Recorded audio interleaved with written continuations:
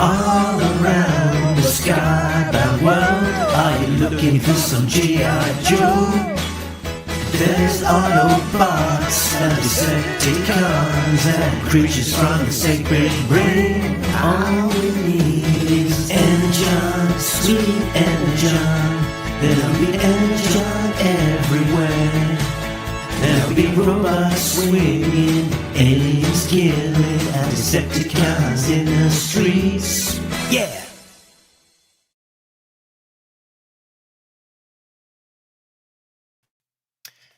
Hey, it's me, Mark, and you are watching or listening to, if this is the audio-only podcast after the fact, Talking Joe, what an introduction, the G.I. Joe Comics podcast.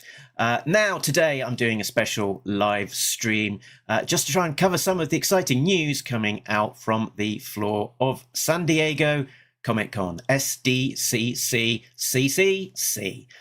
For those in the know, that stands for San Diego Cobra Commander. So I will not be doing that thing alone, though, as not always I will be joined by my not usual host. It's I don't know if I can keep on doing this in opposite, but it's also a real American hero, let's say. It's Jason from Order of Battle podcast. Hey, Jason. Good morning, good afternoon, good evening, depending on your time zone. Mm-hmm. It's every time somewhere in the world, isn't it? That's right. So we are live, which means that if you are watching this live, then you are free to interact with your reactions, messages, etc. So hello, Joe. Hello, Simon. Afternoon, chaps. Simon. I hope you're not going to miss the exciting Viz football as a result of us, Simon. And hello, Frank, and Frank's ear and his dog. I thought really that there was a lot of interesting news coming out from San Diego, and particularly the Energon Universe panel. So it might be a bit of fun to just have a bit of an impromptu live stream and sort of chat and react to some of that news. Jason, have you been to San Diego Comic-Con before? And if or follow-up question, have you been following what's going on? I have not been. I begged to go when I was a kid, and no one was going to make that road trip just so I could nerd out over some comics. And now it's so enormous that I don't even know how to get tickets. It is something that I should look into in the next couple years. That would be, especially with this huge resurgence of Joes over the last 5 years. And San Diego Comic-Con seems to be a great place for us to see all the new Joe news. I've not been keeping close track, but, Chris Scott from Grindhouse Toys with his World War Hell that just kickstarted, he's out there. Oh, right. He's hanging at the Big Bad. Well, he's with the Big Bad Toy Store, and I think he was on a couple panels. So he's out there. And, I've got a buddy, Tommy, that's out there. And then your friend and mine, Michael Hill, is out there. Yep. Of enjoying the Cold Slither celebrations. Yeah, that's right. So they've brought him in since he is the originator of Cold Slither. So I've been talking to the three of them, but I've not been doing the best at keeping up with the news. Very good. Yeah, Phil Donnelly has been the roaming correspondent for Full Force and What's on Joe Mind, and Diana has also made it out there as well. So there's a fabulous photo of her with Cold Slither in the flesh as well. So that's great. Infinite Entertainment, Ignorant Toys, but was watching review of the SDCC Void Rivals set. Is it normal for figures to be held together with rubber bands? I can't tell if that's sarcastic or not, but I can tell you it is for me. I mean, you might have seen this little guy before. Is a certain character called Snake Eyes. Came out back in the day, and look, he is held together by a rubber band, as it should be. And you have a Robo Snake Eyes Mark III behind you. Mm-hmm. Yeah, the Robo Snake Eyes. It's an exclusive one of one. With there we go, with full HasLab style features with a light up Arishikage logo. Let's get into some of the news, shall we? So first up on I think the Friday evening, Thursday, in fact, Thursday, July the 24th, was the Robert Kirkman live at SDCC panel. So very focused on him, his current goings on. He must be one of the busiest working guys in comics. There is no shortage of comics stuff and stuff happening outside of comics. Because I guess once you become supremely successful, it's not just comics. It's, licensing, toys, video games, media adaptations, all of these kind of things. So goodness knows how he's still able to write the 4 or 5 books that is on his monthly slate. He just took over Transformers, right? So we're going to see him as the Transformers writer. Exactly. In the Energon Universe, he's Transformers and Void Rivals. Then he's got Walking Dead coming out, but that's reprint. He's got Battle Beasts, which is really number 3. And then he's also got his new book called Skinbreaker, another one that he's sort of attached to. So yeah, quite a chunk of stuff. So in the Robert Kirkman panel, it was very much an overview of what's going on in his world. Nothing too exciting in terms of Energon Universe reveals. They did do a recap and touch on the fact that he's writing Transformers from issue 25 on October. Did they happen to address the rumors of a cartoon? I don't know that they touched on it in his panel, but I believe that a question was asked in the Saturday panel, and essentially it was a little bit fobbed off that there wasn't anything going on or that they could talk about. Certainly if they're something as big as that, you want to do a really, really big go hard reveal, and either there's nothing going on or there is something going on and they're just not in a position to share it. Right. Yeah, and I suspect it's probably the latter. Right. San Diego is a great place to do that big reveal, but if the papers aren't signed before July, then exactly, yeah. If you've not done if you don't have all of your ducks lined up in a row, your Energon ducks that transform into I don't know. What do ducks transform into? But they'll be expensive, so put it on the bill. So yeah, unless you're completely ready for it, you want to go on something like that. That is big news, and it's going to cost. It's going to be big budget, and it's going to be for the likes of Hasbro and Skybound. It's going to be one of the biggest things on their slate. So it's either you kind of don't mention it or you go really really hard. Yeah, that was basically the answer. Kirkman said he's too busy writing Void Rivals and Transformers to work on a cartoon. But it's sometimes those things you can say, oh no, nothing's happening, and then you find out later on there was lots and lots happening. It's one of those white lie situations, I think. So they also touched on the upcoming Quintesson War, which we'll look at in a bit more in a second.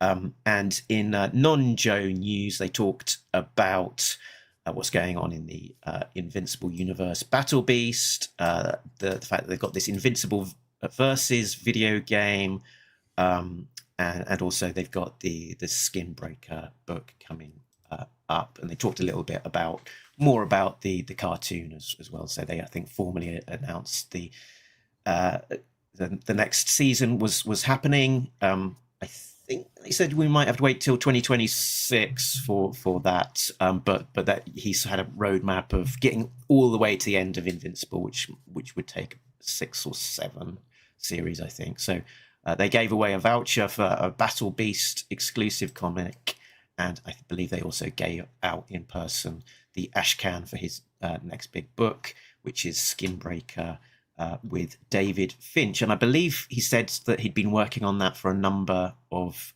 years. So sometimes something like Skinbreaker or Battle Beast, it lands, but actually a good chunk of the work was done a number of years before. So for I think both this and Battle Beast, a lot of Kirkman's heavy lifting in terms of writing the scripts was done a number of years ago. So sometimes there's a lot being released, but it doesn't necessarily give a reflection of how much attention that is being made in terms of the current workload.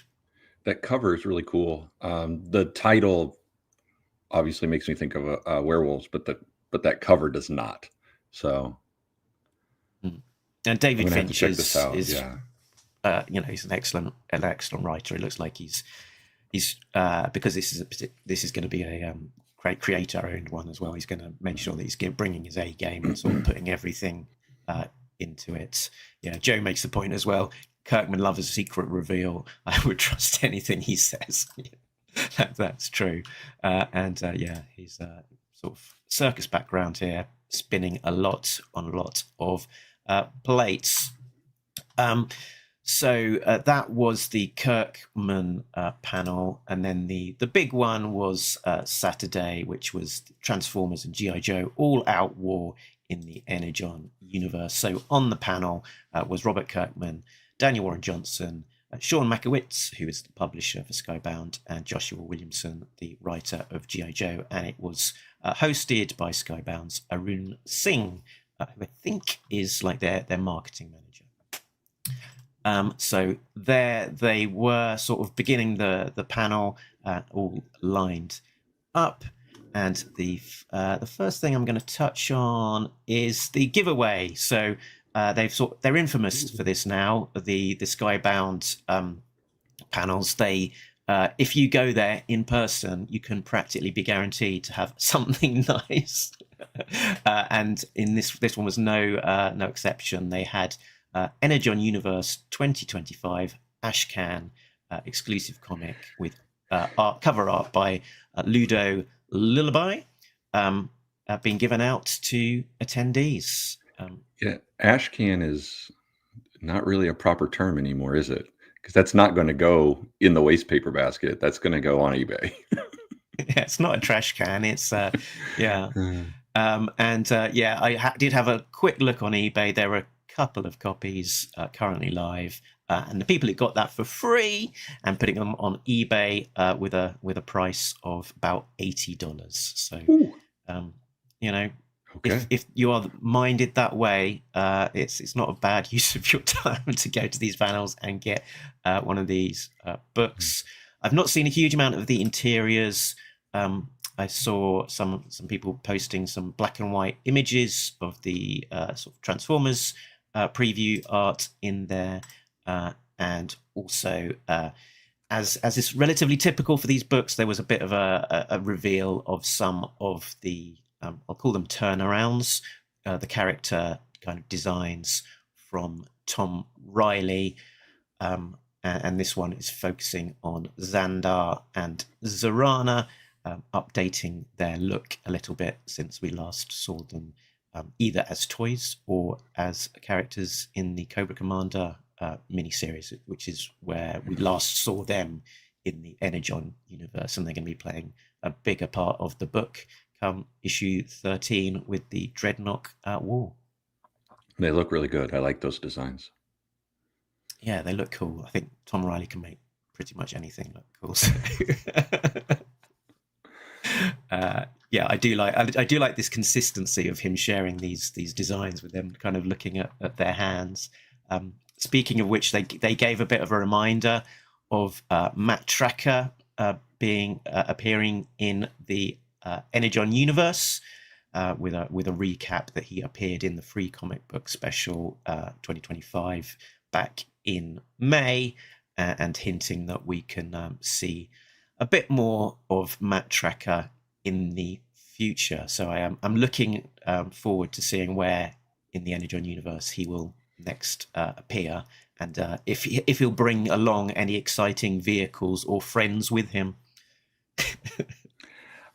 There's that, and I would very much enjoy seeing this in both O-Ring and in classified. Joe just noting that Yeah. he can see 2 on eBay at the moment, cheapest being $115. All right. So you were undervaluing that free comic at 80. Oh, I was quoting £80, so I think we're talking about the same ones. Yeah. We are talking about the same amount.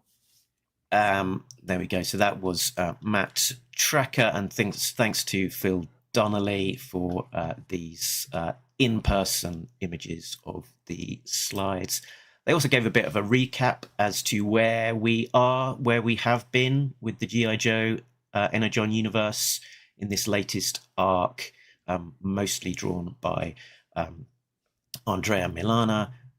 And so we've got issues 8 through to 11, this Major Blood versus Baroness and Covergirl. I'm really enjoying this this arc at the moment. So and it's a good reminder that, as well as everything that's happening in the future, there's cool stuff happening right now in the pages of the comic.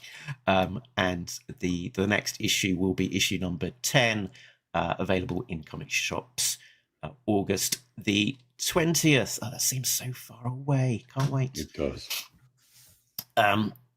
So then they looked forward to the end issue of this current arc, Welcome Shooter to Night Force. So it's the introduction of the character Shooter into the world of the Energon Universe. The character of Shooter was first introduced by Larry Hama in the pages of G.I. Joe Declassified for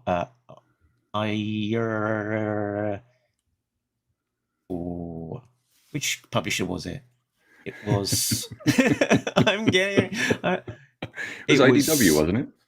Or was it LWG? I'm getting confused now. My memory's having a bit of a glitch there. But in this mini series, and they sort of then also touched on it again in the pages of a real American hero, and that inspired the introduction of the toy, firstly as a 4-inch figure, and then as a classified figure as well. So it's a character that has kind of really caught on and inspired across both comics and toys, and now into the pages of the Energon Universe, where she will be in Night Force, which is kind of paralleling what happened in the classified toy, because I think technically she is in Night Force in that one as well. Yeah, I think Joe's correcting me here. I'm pretty sure this is right. Declassified was Devil's Due Productions. Declassified was the Devil's Due Productions tagline for their books. So yes, thanks Joe for helping me with that brain glitch. Yeah, I think it's just exciting to see a new character being introduced into this world, and one that hasn't been explored that much, because she sort of was this hidden character in the early version of G.I. Joe in the Hamaverse, but died essentially on the first mission. So we never got to see a huge amount more of her. So sort of having a living, breathing version, and sort of padding out this mysterious Night Force team is pretty exciting. And then we had some cool covers for that. Worth noting that this particular issue, issue number 12, which will be the last one before Tom Riley joins back on the book, is from a guest artist, Marco Fodera, who is, I believe, an Italian artist and has mostly worked in European comics, so is less well known to kind of the likes of us. But he drew a cool warm-up piece of Baroness, Duke, and Covergirl that he shared on his socials. And sort of checking out some of his previous work, he does seem sort of very at ease with drawing kind of realistic, kind of military adventures. So I think we'll be in safe hands with him as an artist for this particular issue. I'm looking forward to see what he will do with it. I did reach out to him, and he said that he is expecting to get the script next week, so he is also excited to find out what he will do with it. because he has not started on it yet either. So it's interesting to see behind the scenes. We're getting quite early visibility of what's going to go on, and sometimes that means that we know about as much as the creators do sometimes. Well, I like that you're already reaching out for an interview. It's what we do. This page is really nice. That could just be a G.I. Joe page. So yeah, absolutely. If this is what he's going to bring to the party, I ain't mad at it. So we've got the reveal of all of the covers for issue number 12 now. So cover A, Tom Riley, quite a cool composition. So it's sort of Shooter, who is probably Jodie Craig, sort of in a bit silhouetted in the foreground. I believe that she's a captive in Darklonia in this particular story, and that sort of, I guess, is a metaphor with those ammo belts around her arms. And then we've got the rest of the Night Force team sort of in the background there. Flint in his black t-shirts, Lady J, and Beachhead, who we saw a lot of in issue 7. Yeah, her side holster is empty, and the bullet belts, I mean, that just could be a rock and roll cover, but that's really good. I like this.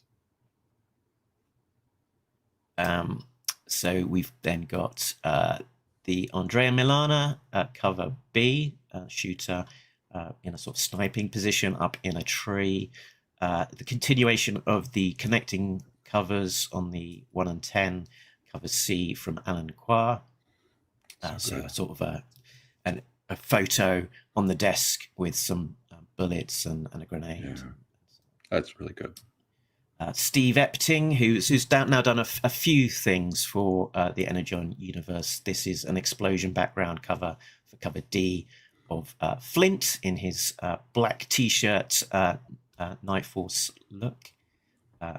Love Steve Epting, so it's great to see him continue to contribute. And this is the David Finch cover, is for cover E, the 1 in 50 by David Finch, Sandra Hope, and Adriano Lucas. I think he was doing probably the cover Bs for the first arc, the very beginning of it. So we're continuing that, and this that's a great somewhat echoes the Cobra lineup that he did for his cover for issue number 1 variant. Mm-hmm. So yeah. So I like that piece a lot. I'm not a horror chaser, but I like that one a lot. and then we are looking forward to what is beyond this current arc, which is the Dreadnok War, beginning in G.I. Joe number 13. And they had a cool video looking at the wars that are happening in the Energon Universe. So I'll share that now.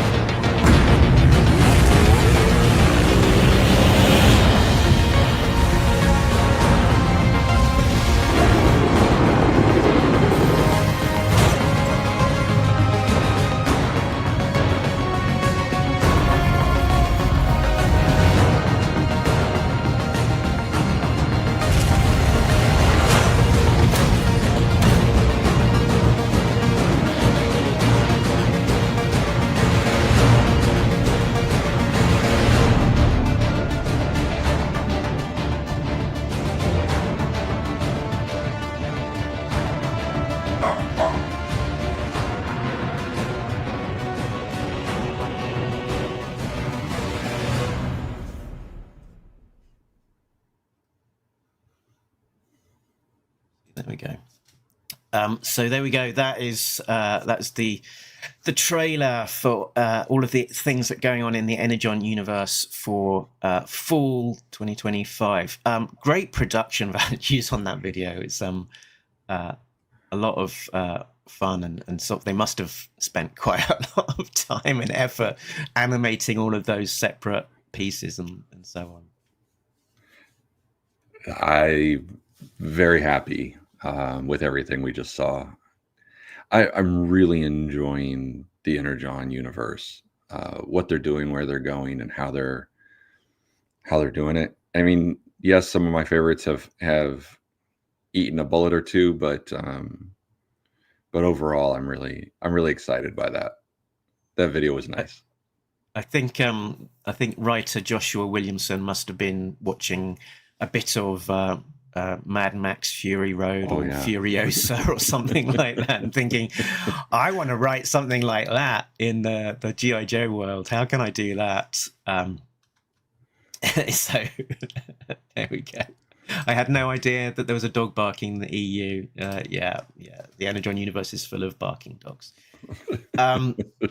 So what was I going to say about this? So they said, Tom Riley returns to G.I. Joe with issue 13 in November to kick off the Dreadnok War. In November, the Dreadnok War begins in G.I. Joe issue 13. Joshua Williamson, Tom Riley, and Geordie Belair bring you an epic so big that it will ship twice monthly in the month of, it might just be twice in November, but I don't know if it's more than that, that would be even better. Imagine 4 in 2 months. I think we probably tip twice in just specifically November. Anyway, and Cobra Commander is targeted for death. His only hope to survive is Duke? ? And cool to see the introduction of the Dreadnok cycle there into the world of the Energon universe as well. Thanks to 3D Joes for that image as always. So twice a month, November 2025. And Tom Riley, with this news, is also going exclusive to Skybound. So they are locking him in with some golden handcuffs and pinning him to a drawing board and forcing him to draw G.I. Joe contractually. So that's fantastic because, I'm a big fan of what Tom Riley has been doing. So more Tom Riley. Yes, please. And thank you. I'm with you on that one. We also got a preview in the room of G.I. Joe number 13, the first issue back from Tom Riley. I believe on the left-hand side of the screen is the cover art to issue 13, the A with Cobra Commander in a throne. And then, we've got this moody very red tinged pages for G.I. Joe issue 13 from Tom Riley and Geordie Belair. Yeah, did Ripper get larger? Is he on growth hormone? I don't remember him being quite that big when we were first introduced to Cobra Commander, kicking the damn out of him. But he's a beefy boy now. That's all right. I'm into it. He might be having Energon supplements or something. Right. Again, this Cobra Commander I would enjoy seeing in O-Ring or Classified. I mean, I'm going to be O-Ring first always, but Classified I know is to go forward, so I'd like to see it in both.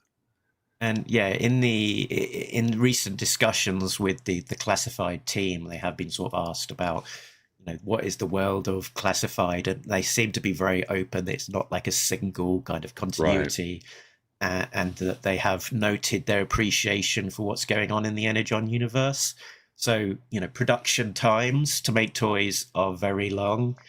So between them, when they make a decision that they want to start making Classified inspired toys versus when we'll see them, will be a while. But I'm getting the hint that they are paying a lot of attention to what is going on in the comics, and they would like to do more comics inspired stuff. So I imagine that we will start seeing something in that space before too very long, but yeah, with the caveat that these things take a lot of time to happen, so it might be that we don't get news of it until some point next year or something like that. But Right. I would put money down that we'll see something inspired by the Energon Universe in toy format before too very long, or specifically in classified format before too very long, because we've already seen the 3 3/4 inch Void Rivals figures that were San Diego Comic-Con exclusive.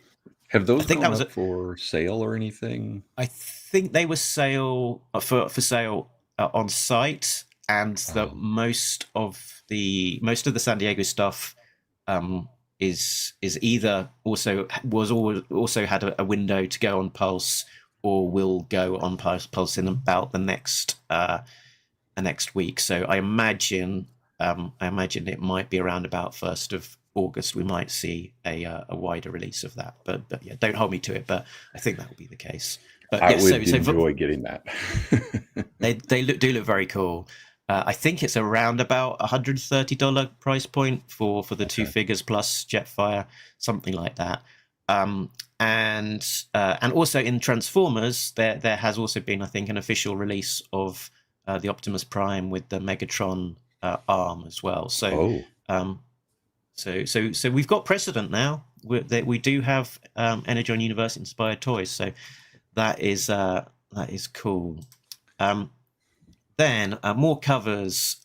Mark Spears, Ben Oliver, and Jesus Mourinho and Adriano Lucas on the covers B, C, and D, featuring the spotlight characters of this new storyline, Cobra Commander and the Dreadnoks. It looks like we might be getting multiple covers from Ben Oliver of the Dreadnoks. His sort of speciality area in his covers is kind of like head portraits of characters. So I think we might be seeing a few Dreadnoks from him. So that would be very cool. I do love his art. So that's Same. Ripper and Buzzer, and more variants. We've got Kendrick, Lim, and Ludo. I can't read that well.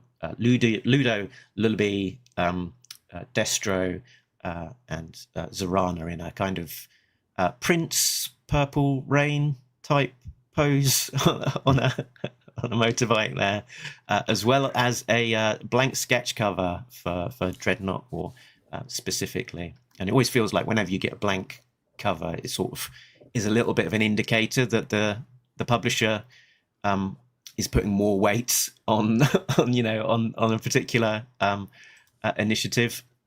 And then we've also got all the way out to G.I. Joe 14. So Tom Riley, a cover with Duke, and Cobra Commander with a sort of busted up vehicle in the background as they're sort of pacing across some sand dunes. Seeing a bit more of that new Cobra or tweaked Cobra Commander design. Torch from Ben Oliver as the cover C, 1 in 10. The explosion background is Xandar from Jesus Marino and Adriano Lucas, and a cover E from Carmine Di Giando Marinko. I'm sure I said that wrong, but I'm live and I'm not good with long names, and that just looks like a chaotic kind of car chase going on there. And I believe that's Ripper, not Torch, on Oliver's. This one looks like it's on the 14 is Torch, and the 13 is Ripper. You're right. I got him backward. I even set him backward when we were looking at the pages. And pull my card. Send me up the river. You don't even know what Dreadnoks are. I can't believe it. So I'm a fake fan. So I think that was pretty much all of the G.I. Joe news, and then we also got some Transformers and Void Rivals news. So Robert Kirkman and Dan Amora joining with Transformers issue number 25, and we get a reveal of their covers. So the cover A is the Dan Mora, then cover C, I've probably got this in the wrong order, is says Jorge Corona. Yep, Jorge Corona. And Mike Spicer on the C1 in 10, which is kind of busted up, battle damaged Prime. We have got a sort of jazz full figure from Dan Mora and Andre Juarez on the 1 in 50 cover E. And then we've got a fun John Amor and Andres Juarez for the cover J, which is a foil mask cover. And I believe the foil mask ones are normally open to order, but might be at a slightly higher price point. I've got a feeling you might need to pay an extra $1 for those, but they're sort of the cover is like two components. There's the actual card cover, and then there's the sort of the die cut foil mask cover as a sort of separate component. So you can kind of, if you so wished to desecrate your cover, pull that off and use it as a paper mask. And then there's a reveal of a new character joining the Transformers Energon Universe. Welcome, Bulkhead. So this is sort of a green army camo figure with a star on his shoulder, and he sort of transforms into a kind of futuristic army transport type vehicle. And one of his fists sort of converts into like a club on a. Are you familiar with Bulkhead?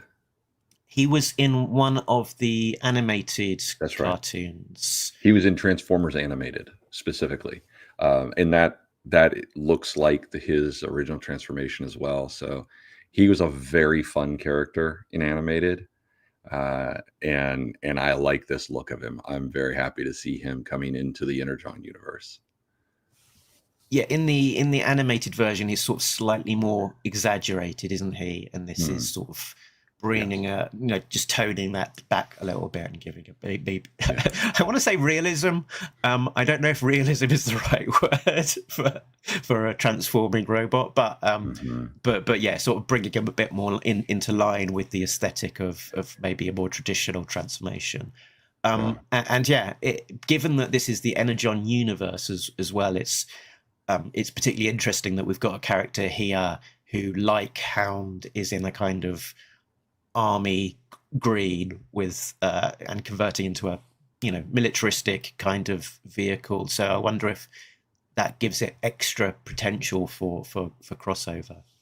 Yeah, and I would very much like to see this in toy form too. This one would be one I'd have to grab. So Infinite Entertainment says that he was also a main character in Transformers Prime. Nice. I did not know that. And we are into Void Rivals. So Andre Bressan joins Void Rivals as the new artist. Andre Bressan and Patricio de Palish on colours. And I believe Andre Bressan, we last saw him drawing the Destro miniseries. So if you enjoyed the art on the Destro miniseries, I did. This is another chance to see him in action. So that starts with issue number 25. Is it going to be his first issue as artist, tying in to the start of the 6-parter Quintesson War. So what do they say? It's an Energon Universe epic like nothing you've ever experienced, and the sacred ring will never be the same. Ooh, misses. So we've got a few covers revealed for that issue number 25. Lorenzo De Felici, the sort of co-creator with issue 1, is doing cover A, Quintesson heads, and the two main heroes down the bottom. Cover B is again the two main heroes. I always forget what they're called, but the Darak and Zila, something like that, fighting a Sharkticon in the back. We've got another one from Ben Oliver on the cover C, 1 in 10. That's really nice. Featuring a nice headshot there of a female character. And Carmine D. This is the same one I couldn't pronounce last time, isn't it? Carmine Di Gian Domenico on the cover D. I think that's a transformed Sharkticon, but I might be wrong. That is doing battle there with Derek and his Handroid. Would that be your guess, or do you? I might be wrong. That might be a different character entirely. Yeah, I'm not 100%, but it looks cool.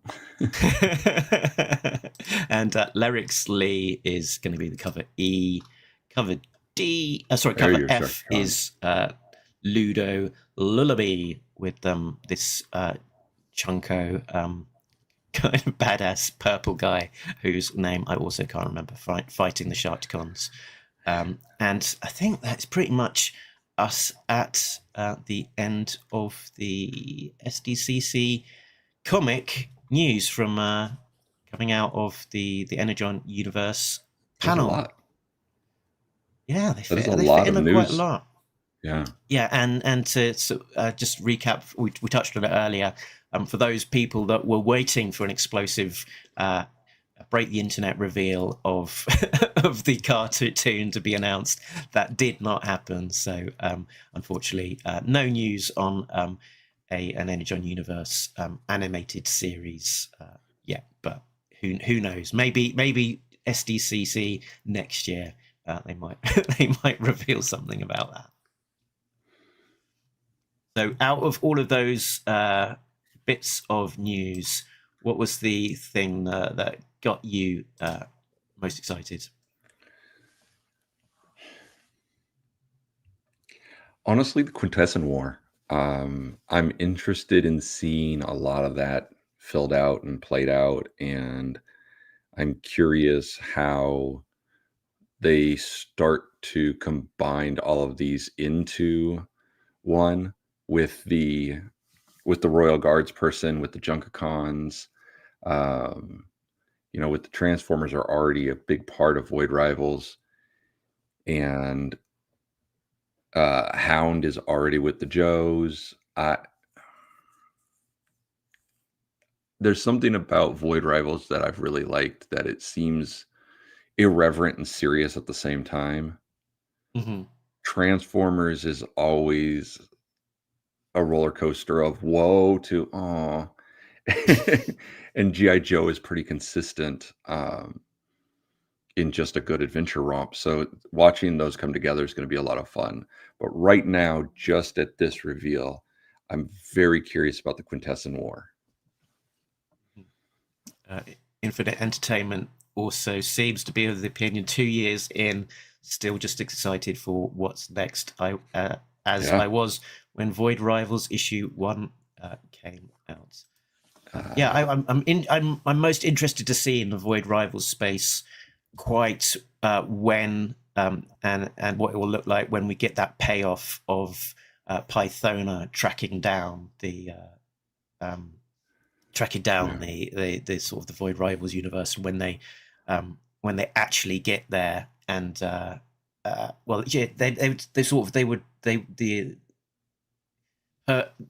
quest was prompted by finding out about the Transformers and the history and stuff, and going into space to find out more. So quite what she'll do when she gets out there and uncovers all of this thing. Who knows? But I'm there for it. It might be that goes on the back burner during the Quintesson War, or it might be entirely front and center and a key part of it. It'd be interesting to see her opinion of the Quintessons, which are a true bastardization of metal and flesh.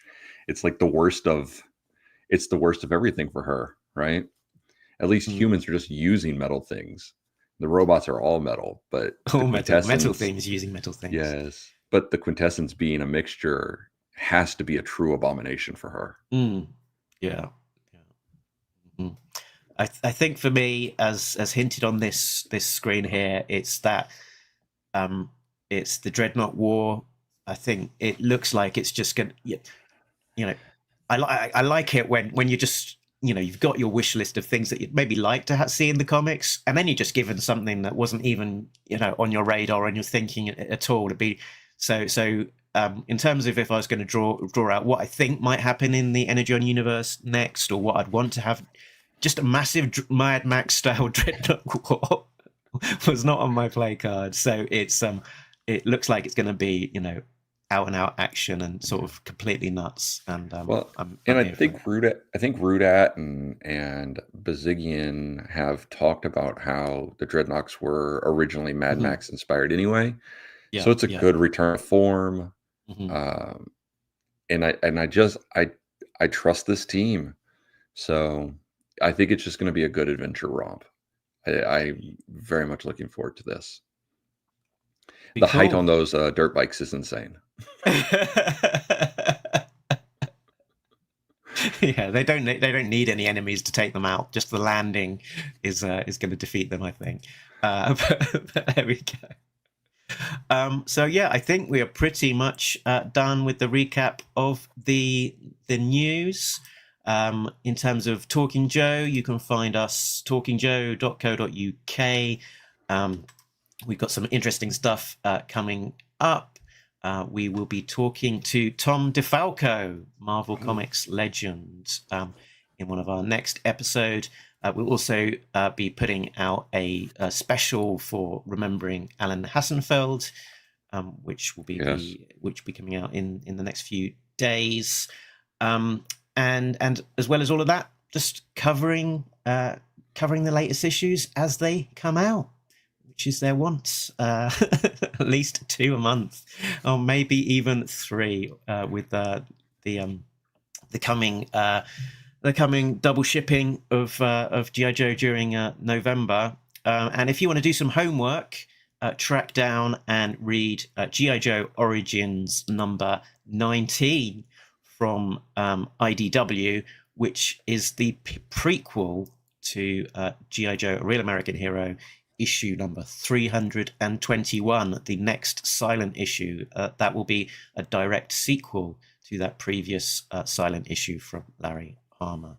And given that it's in the IDW universe, technically, beforehand, it might not be on everyone's radar. So, if you've not checked that out, go ahead and try and track down a copy, and we will be covering that relatively soon ahead of 321. So he's reavowing at least one disavowed story. Exactly. I'm excited by that. 325 was a great issue, or a great episode from you guys, and so I look forward to the next one, 326 and forward. I really enjoy you guys. This is probably 326, so doubly right, exciting. Well, screw that one. 327 and forward. Also, as well, big thank you to everyone on the patreon.com/talkingjoe. A big thanks to Richard, Sam, Bill, Christopher, Justin, Rob, Shane, Simon, Chris, Joe, Craig, Frank, Mike D, Shane V2. This one has let's navigate to this slide here, number 15. This one has slightly updated gauntlets. Yes. Plus Infinite Entertainment, who is also joining us live, Patrick and Gary V. Jason, remind us as well what's going on with Order of Battle. Where can we find you, and have you got anything lined up your sleeves for future episodes? So, Order of Battle podcast, we're hosted on Audio Boom, but you can find us on whatever podcast aggregator you use. I have been trying to lock down someone to talk about Kentuckiana, but everyone's been very busy, and it was a good show. It's twice a year. The summer show is just Kentuckiana Joe show. The winter is just called Winterfest. It's in Shepherdsville, Kentucky, just south of Louisville. So a nice airport to fly in and out of if you want to come. It's just a Friday night, Saturday show. So nice, quick, and easy. This year, Toy Department brought, a ton of incomplete Army Builder vehicles. So I think he pushed out some 30 or 40 Rattlers, another 50 Oof. Sky Strikers, Vamps, like all of it. And cheap, people were getting great deals. They got a little bit of a project, but you can't beat their prices. And Destro's Toy Den it's the only other show that the dig bins are out at other than Joe Fest. Oh. So yeah, it's I a saw great Trump show. posted that he's building up his dig bins already That's right. in That's right. preparation for next summer. Well, the next time will be Winterfest, also in Shepherdsville, Kentucky, and then next summer. So that's on the move. I probably won't post another episode because in 2 days I go to Gen Con in Indianapolis, Indiana. It is a role-playing game convention. It is enormous, 80, 90,000 attendees. It's one I've wanted to go to for years. I have been put on staff with our Talisaurian, so that gives me the opportunity, especially in my current predicament. So I will be there almost 7 days for a Wow. 4-day show. Wow. And so if any of our Joe community is attending Gen Con, you can find me at our Talisaurian's booth, unless I'm just wandering around. And so hopefully, Beast can come back and do another episode with me after this, because I will be his. That's why I'm going. And we had a lot of fun talking about PAX Unplugged. I know it's not a toy conversation. It's not a comics conversation. It's not even a Joe conversation, but it's still a lot of fun, and it's what we nerd out about. So, we still got to get you on. We got to get Simon on. We got to get a handful of others on. I just got to be around more to do the proper scheduling. It's not a great pitch for my show. Yeah. Or just do one of these live streams, fire and forget, no editing. That's right. Oh, I don't know. There we go. It's like start getting anxiety. Oh, no editing. I'm already going to beg you to edit this. Yeah, and then hopefully we can get Joel back on. We talked in Kentucky, Anna, about a little bit of his absence. And as he's been telling me, he's working 7 days a week, and most of the time he doesn't even have phone reception. So we can't even get on the phone, let alone schedule an episode with the two of us. He's also in another couple bands. So I don't know how this man has time to pee, but he's very busy. And hopefully I miss just us chatting, So hopefully we can get back to that once his world slows down just enough. Okay, cool. So whatever you do, I look forward to hearing the updates as and when they occur. But I think we are done. And let's just both of us together remind people that what they need to remember until they hear from us next time is that. So let's sing it together, and Okay. you can join us in the chat as well. Just sort of a little bit of solidarity there. Let's go. All right. Nobody beats Talking Joe. An international podcast. There we go. No notes. Why do you invite me back? I'm fired. Laters.